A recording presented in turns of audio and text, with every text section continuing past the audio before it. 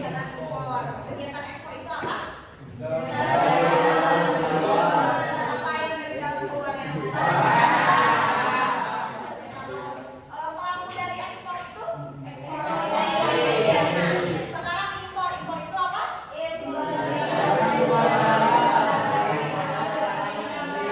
Barang dari luar negeri ke dalam negeri. Pelaku dari impor itu? Sudah paham ya semuanya mengenai manfaat dari perdagangan internasional. Oke, sekarang kita lanjut membahas materi mengenai teori perdagangan internasional. Semuanya ada bukunya? Yang ini ada? Buka halaman 211. Sekarang kita mau menjelaskan dari pembelajaran kita hari ini. Yang pertama, setelah mengikuti pembelajaran, peserta didik mampu memahami dari teori perdagangan internasional itu sendiri, lalu memahami kebijakan perdagangan internasional, dan memahami alat dan cara pembayaran internasional. Jadi kita perlu tahu bagaimana kita cara membayar ketika kita melakukan perdagangan internasional. Oke, sebelumnya Ibu punya pertanyaan dulu.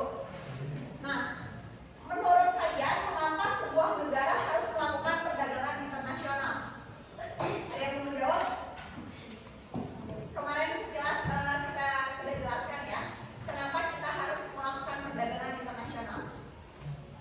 Saling melengkapi Agar saling melengkapi apa? kebutuhan yang dibutuhkan oleh negara. Iya, betul.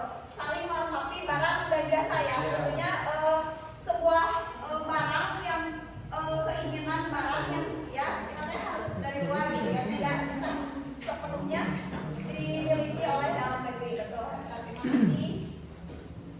Nah, jadi untuk lebih jelasnya ya, apabila kedua negara menghasilkan komoditas yang sama, tentu perdagangan antar kedua negara itu kurang berkembang. Jadi diadakannya ekspor dan juga impor, dan hal ini juga akan berkaitan dengan efisiensi, kualitas, dan juga biaya produksi. Lanjut ke teori perdagangan internasional. Jadi dalam teori perdagangan internasional itu terdapat 3 teori. Di dalam buku ada teori apa saja? Yang pertama, teori kaum kapitalis. Yang kedua, teori keunggulan menang. Dan yang ketiga, teori keunggulan menang. Oke, di sini dijelaskan bahwa teori perdagangan merkantilisme ini merupakan berkembang pesat sekitar abad ke-16 dan berdasarkan pemikiran pengembangan ekonomi nasional dan pembangunan ekonomi dengan mengusahakan jumlah ekspor harus melebihi jumlah impor. Jadi ekspor keluar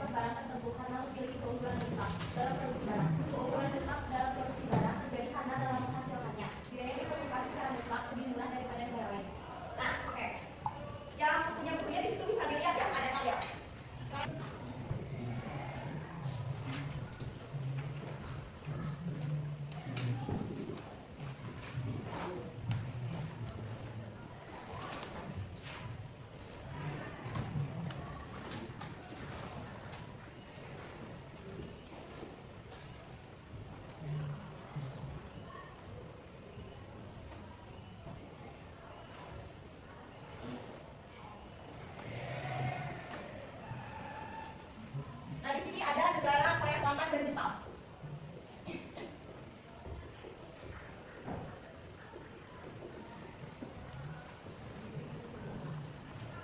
Pada tabel pertama memproduksi mobil dan yang kedua ini memproduksi smartphone. Nah, Korea Selatan menghasilkan 200 mobil, sedangkan Korea Selatan ini hanya menghasilkan 800 smartphone. Dan Jepang menghasilkan 500 mobil dan smartphone-nya menghasilkan 300. Ini kita bulatkan aja jadi 600. Oke, kita dibandingkan Korea Selatan ini menghasilkan satu mobil dibanding perbandingan nanti 1/4.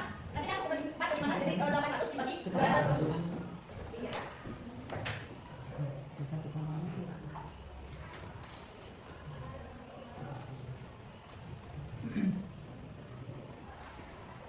Nah, untuk yang Korea Selatan 1/4.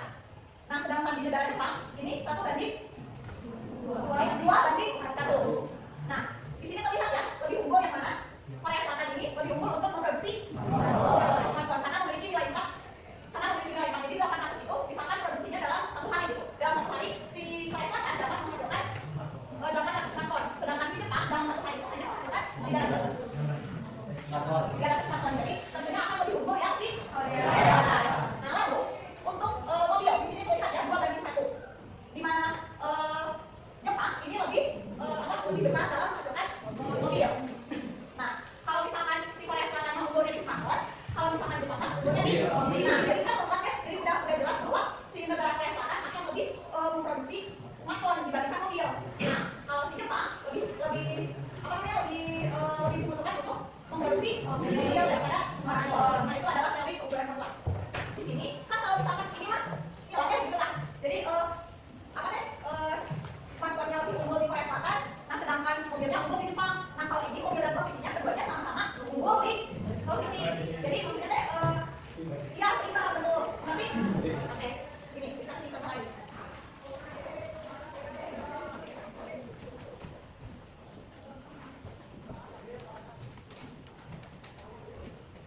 Ini dibandingkan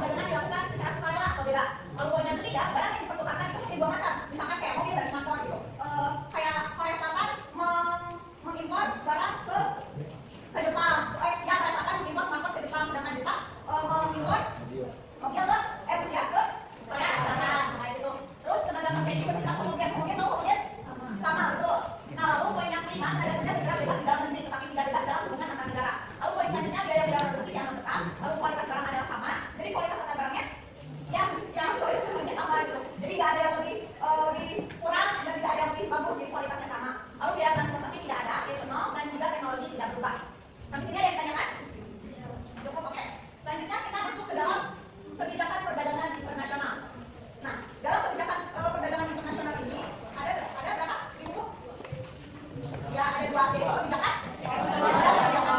Nah, dalam kebijakan ekspor ini merupakan instrumen yang bisa digunakan oleh berbagai negara dalam melakukan kebijakan ekspor. Dalam kebijakan ekspor ada subsidi,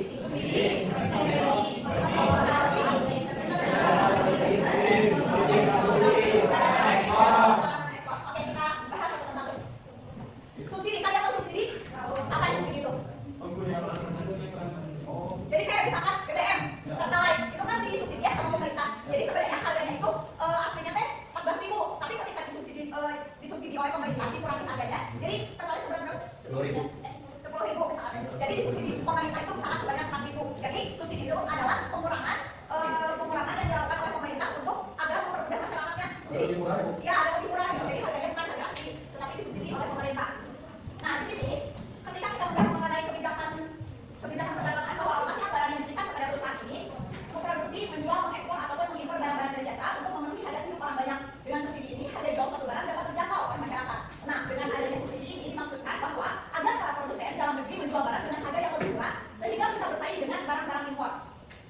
Jadi barang-barang yang ada di dalam negeri ini adalah barang-barang yang telah disubsidi oleh pemerintah agar barang-barangnya lebih murah daripada harga yang aslinya gitu. Nah, dengan tujuan untuk memudahkan dan juga meringankan. Jadi itu adalah maksud dari subsidi. Lalu poin yang kedua ada premi. Kalian tahu premi? Nah, premi di sini fungsinya adalah sebagai kemudahan.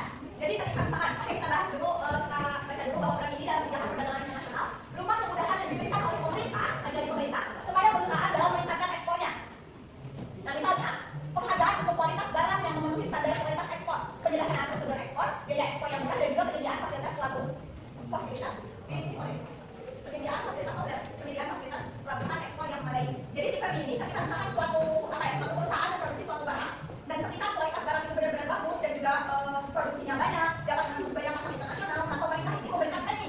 Jadi ketika premi ini ada, si perusahaan mendapatkan kemudahan dari pemerintah agar misalkan bisa memproduksi lebih banyak, bisa mengekspor lebih banyak barang-barang gitu.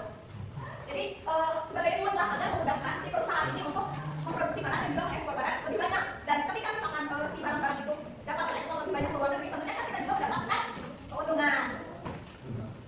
Nah, lalu poin selanjutnya di sini ada kontrol valuta asing atau exchange control. Siapa yang mau membacakan? Boleh bacakan dulu.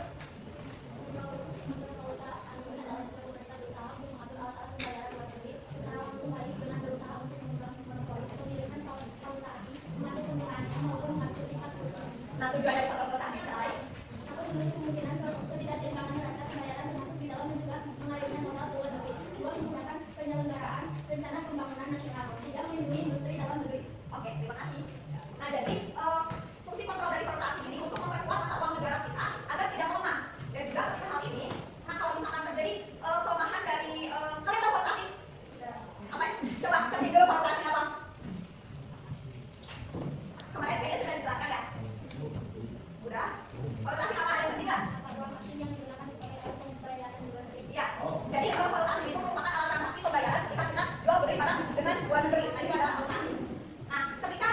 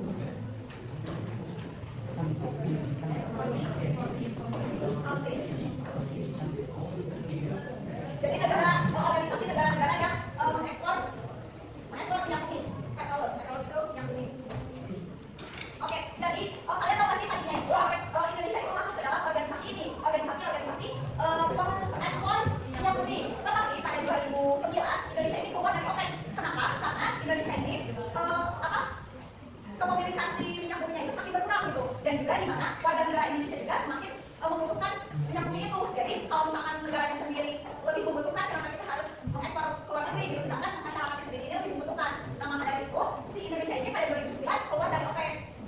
Contohnya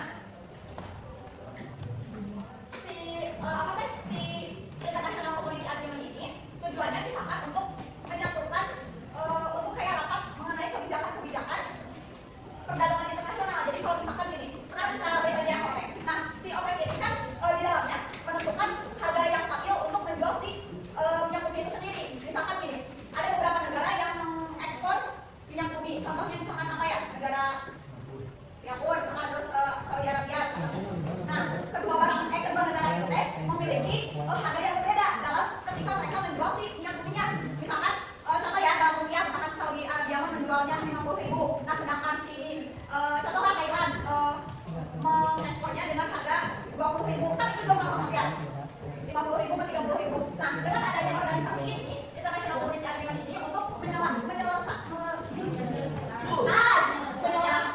Jadi dia mereka sama-sama mempunyai harga yang sama untuk mengekspor si minyak bumi tersebut gitu. Jadi kayak punya standar lah, standar harga yang dijual untuk ke dunia itu berapa itu nanti. Oke, lalu selanjutnya di sini ada politik dumping. Ya, kemarin ada kelompok yang dapat bagian politik dumping ya, kelompok mana? Oke, politik dumping itu apa? Masih ingat nggak? Coba lagi. Oke, jadi politik dumping itu merupakan sebuah kebijakan perdagangan internasional yang dimana harga di luar negeri itu lebih murah daripada harga di dalam negeri. Misalkan sekarang Indonesia karena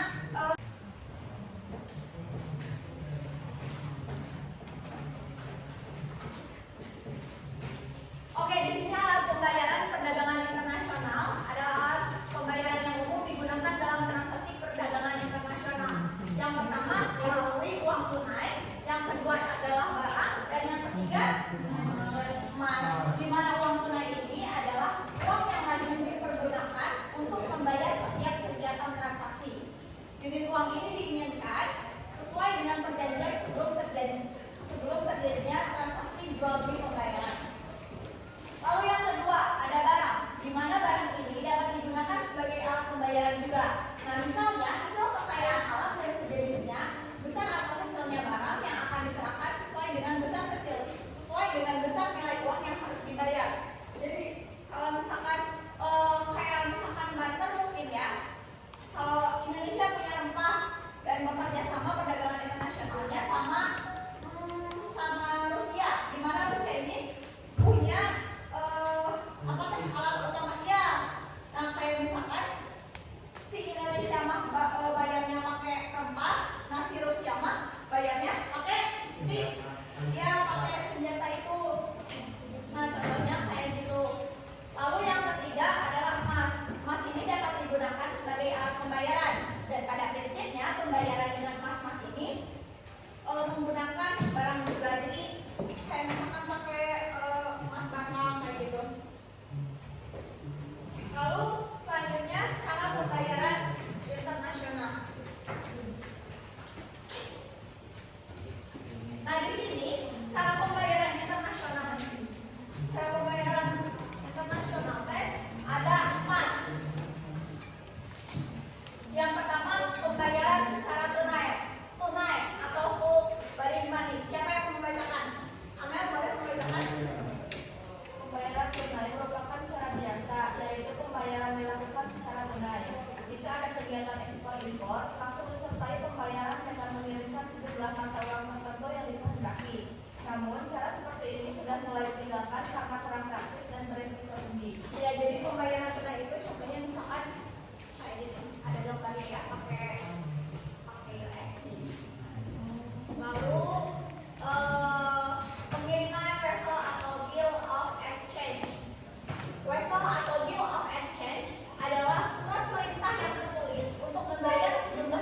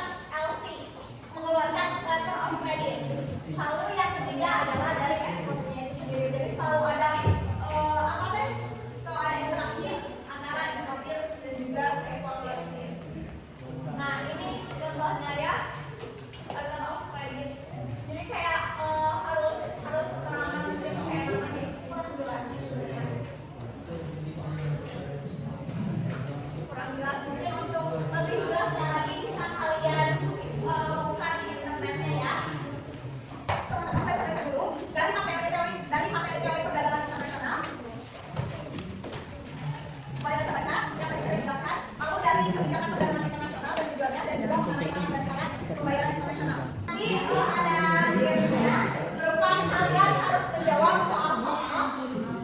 Kalian harus menjawab soal-soal. Nah, materinya itu yang tadi dibahas.